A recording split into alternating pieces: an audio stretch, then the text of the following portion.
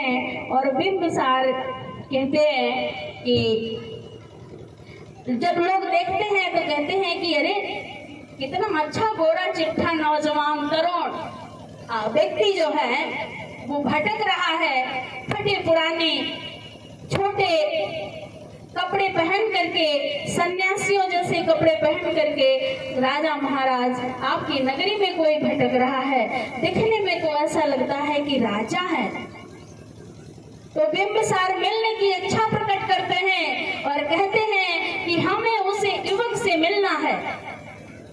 तो कहते हैं युवक से मिलना है तो फिर चलिए हम मिलवाते हैं।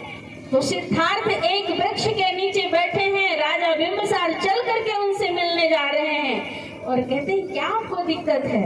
आप इतने अच्छे गोरे बदन के व्यक्ति हो, लंबे चौड़े व्यक्ति हो और ऐसा लगता है आप किसी राजा के बेटे हो, राजकुमार जैसे लग रहे हो। ऐसी क्या आप पे आपत्ति आ गई है?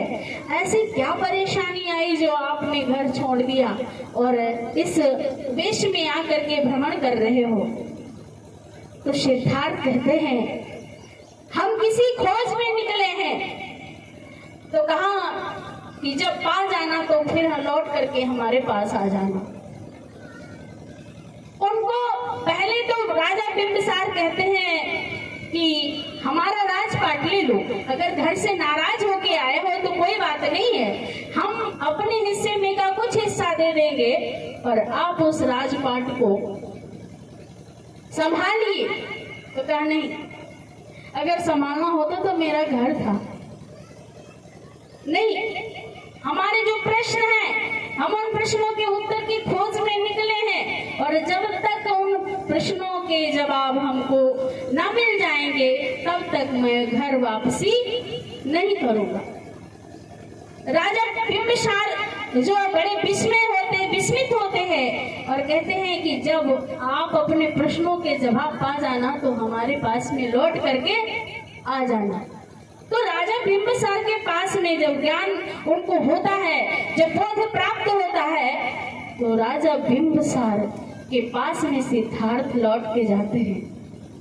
यही बात सुजाता भी कहती है। जब सुजाता खीर खिलाती है, खीर सुजाता की खाते हैं, तो सुजाता भी प्रश्न करती है, कहती है आप क्यों घर छोड़ दिए हैं? आप क्यों अपना शरीर को इतना तपा रहे हैं? तन जर्जर हो गया है, ढीला हो गया है। तो उनसे भी यही जवाब देते हैं, कहते हैं कि हम किसी खोज में निकले हैं।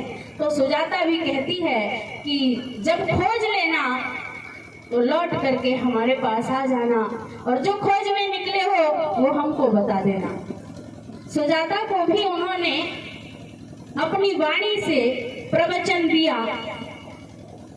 तो इसलिए बुद्ध की गाथा अगर कही जाए तो इतनी रोचक है, इतनी विचित्र है, इतनी फलदायी है, इतनी कल्याणकारी है, इतनी हितकारी है, लेकिन सुनता ही कौन है?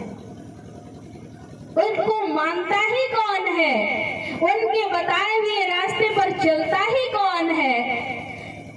यदि चलने लग जाओ, यदि मानने लग जाओ, यदि उनको समझने ही लग जाओ तो तथागत बुद्ध की वाणी में अहित कहीं पे है ही नहीं।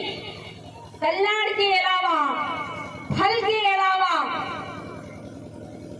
और उन्होंने अपने ही कल्याण की बात नहीं, लोक कल्याण की बात करी है।